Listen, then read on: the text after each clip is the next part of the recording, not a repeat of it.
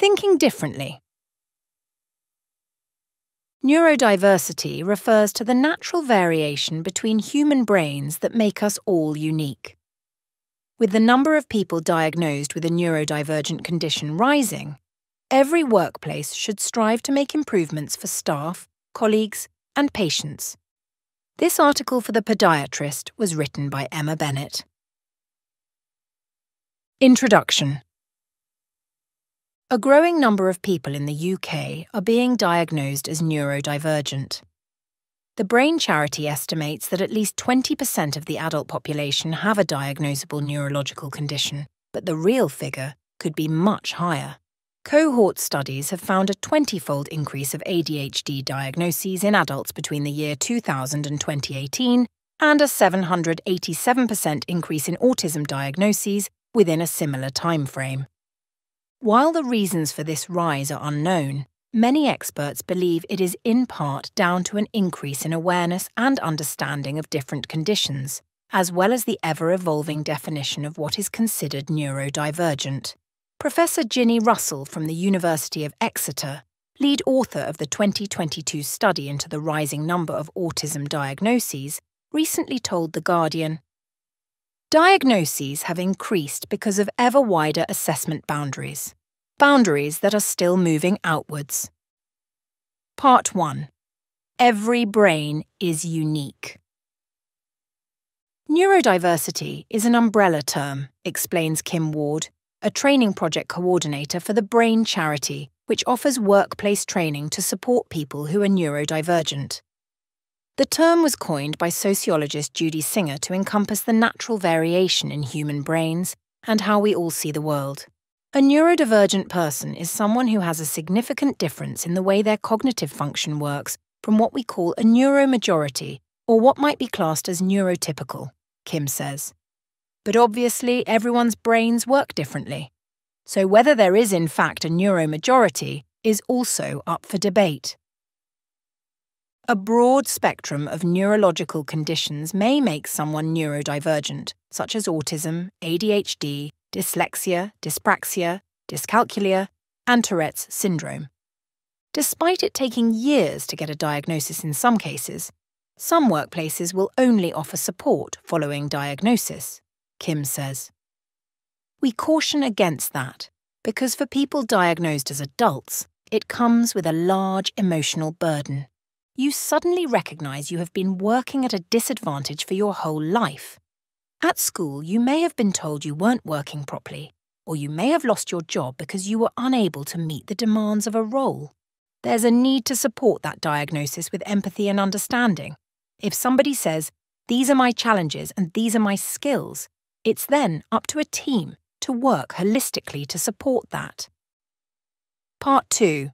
Embracing Spiky Profiles. Sally Gates is a PhD student at the University of Southampton and chair of the college's Equality, Diversity and Inclusion Working Group, which works to ensure the college is diverse and representative of its members. She was diagnosed with autism after being reassessed for dyslexia as an adult. "I find reading really difficult," says Sally, "because I have autism, which is a sensory processing disorder. I'm not a visual person. I don't enjoy beautiful scenery. I've never liked going to galleries. I don't watch TV. So when I'm reading, my brain is overloading. Text-to-speech software has revolutionised everything because I find it easier to take information in by ear." However, some aspects of Sally's autism, such as her obsessive dedication to solving patients' problems, are what make her a great podiatrist. Some people assume autistic people have no empathy, but it's not true, says Sally. Very often we have been treated badly, so we want to make other people feel good. We don't always communicate it well, but we tend to care an awful lot. I'm also very organised and methodical, and now I'm in academia, people know they can rely on me to keep projects on track. While neurotypical people may have skills at a similar level across many areas, neurodivergent people can show large differences in their abilities, with highly developed skills in some areas and difficulties in others. This is sometimes referred to as having a spiky profile. This can lead to neurodivergent people being underestimated if they are judged only by what they find hard, or feeling unsupported if only their strengths are considered. I have had work piled on me because they knew I would do it.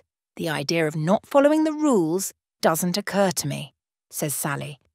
And I was forced to work in a noisy clinic, despite saying I was struggling to filter out other patients. They viewed me as a problem rather than a person who was getting the jobs done, because autism can be wonderful. It can be a superpower. She says it's up to employers to be open and supportive to neurodivergent colleagues' needs. Everyone is unique, Sally says, and will have a different set of challenges. It's a learning experience for the neurodivergent person along with their employer. So take that journey together and let them guide things. Part 3. Reasonable adjustments. By offering the right support, workplaces can make the most of their diverse populations. They also have a duty of care under the Equality Act 2010 to make reasonable adjustments for those who need it. An individualised plan to ensure employees are not at a disadvantage. Anwar Ali, Employment Relations Officer at the college, says there is no one-size-fits-all approach to workplace support. We all have unique ways of thinking, and working arrangements really should depend on the individual and their own needs, he says. For example, is there an option for someone to work flexibly, whether that's remotely at home or doing different hours? For some people, an open plan space can be too chaotic. So, ensure there is a designated area for individuals who might be sensitive to noise or sensory stimuli to work more comfortably. The aim should be to create a more inclusive and tolerable work environment. For podiatrists in both the NHS and private practice, adjusting internal policies to support colleagues can also be beneficial. People who have autism, for example, may value having more advanced notice of staff rotas, which can help them to stay calm and focused because they know what's coming, says Anwar. Being considerate about patient caseload, allowing extra time between appointments and giving colleagues more time to submit notes can also make a real difference. He emphasises that a failure to implement reasonable adjustments could give rise to a legal challenge against the employer. This reasonableness will depend on the size of the organisation and the resources available to them. But if they are feasible and can be physically implemented, it is difficult for an employer to say they won't accommodate them. Part 4. Coping strategies. Sally Ann Lightbourne, an associate podiatrist at Feetwell in Newport, uses several techniques and assistive technologies to help manage her dyslexia, a condition that makes it difficult for her to read a lot of dense text and write legibly. She uses a dictation tool to keep track of notes for continuing professional development and to maintain patient records and write letters. She also uses practice management software that offers useful prompts to follow during patient consultations, and an advanced spell check tool for names of medication. One of the bad things about my dyslexia is that I'm not focused in my thinking, says Sally Ann. I can easily go off on a tangent. If I'm reading something and I don't understand it, I'll read around the subject and dive deeper into an area than I need to. It's possibly down to a fear of being unprepared.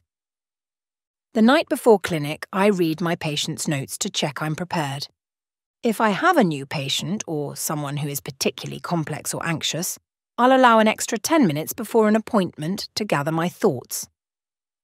Sally Ann was also offered extra support while studying for her podiatry degree at the University of Northampton, from handouts to extra time during exams.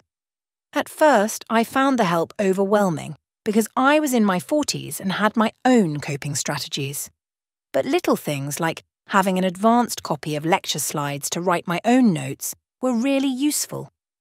Someone also went through my dissertation references to highlight mistakes or typos, which helped me avoid losing marks over something I simply couldn't see. While it has not always been easy, Sally Ann says that her experience makes her very patient-focused. For example, she strives to use accessible language because that's something she herself needs. I also don't take copious notes when I'm with a patient because I'm always looking for visual cues to help me. That's a real positive to bring to practice because you're always sensitive to what's not being said. By embracing people's differences and utilising their spiky profiles, both employers and patients can get more out of their clinicians, says Kim. You probably already have a neurodiverse workforce. So instead of making accommodations feel like a burden, think about your team's strengths in a holistic way, because what benefits neurodivergent members will likely also benefit the whole organisation. Part 5. Supporting patients. Gemma Bates spent 9 years working in the NHS before opening her own private practice in Leicestershire, Gem's Podiatry, last March. She specialises in helping patients with autism, she says. I have 2 children with autism, which has given me real-life experience for how I can help. I also have dyslexia and dyspraxia and was diagnosed when I was studying to be a podiatrist. Without this diagnosis and the support I received from the University of Northampton, I wouldn't have passed my degree. Everyone is different, so you have to ask patients what they need and how you can make their time with you more comfortable, whether that's having their favourite relative with them, or a device, or book. We need to be as flexible as possible. Some people don't like the instruments or the idea that treatment might be painful. The idea of it is fearful, and because it's new, it's scary. You may have to introduce things slowly. A person coming into their space or touching them might also be too much. I also don't wear bright or patterned clothes because it can be too stimulating. There are lots of different factors to consider depending on the person. When I worked in the NHS, I had a patient with autism who needed nail surgery. We spent time talking about what it would entail, and I showed them the room where it would happen and explained how long it would take. We tried conservative treatment first so they could get used to me and the environment. They had their mum or dad with them, could wear their pyjamas if they wanted, and could bring their phone or tablet. Even though it was an NHS appointment, they were given double time, and if they couldn't do it, that was fine. We weren't going to push them. It took about 3 appointments, but once they were used to me, they were ready for nail surgery and it all went smoothly.